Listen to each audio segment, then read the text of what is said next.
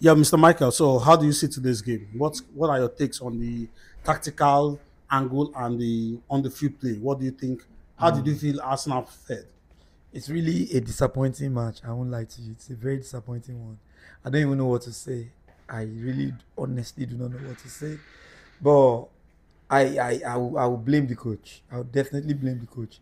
I understand the fact that he's not trying to force the new players into the system, but at least when the game starts and you've played first half, you are like 10 minutes into the second half, you should be able to know this particular player is not doing well. Then you make changes.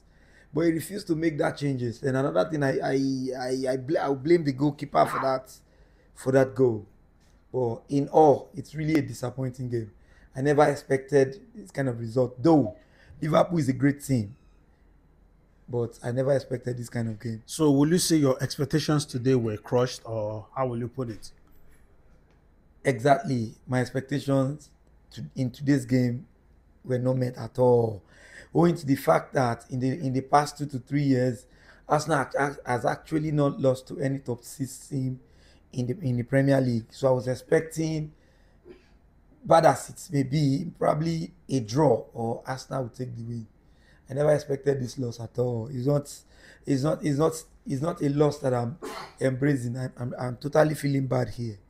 So, going into the game, we saw some chances that Arsenal created. So what are your thoughts on that? Do you think Arsenal can come back into the league after this defeat, or do you think this is going to be a downhill for Arsenal? Well, it's too early to talk about this because we're just 4 games into the league. It's just too early. Some teams might lose 10 games to this time and still, they might lose 2 to 3 games and still win the league. It's too early to talk about the league. But it's just that in the 18-yard box, Arsenal were not clinical enough. The midfield, they didn't do the required justice that I expected them to do. Arsenal didn't really play well in the front. Okay, let's take a look at Gyökeres. What do you think? How was his game today?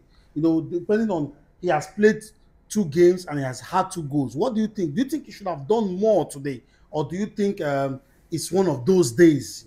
Just how do you feel about his performance generally today?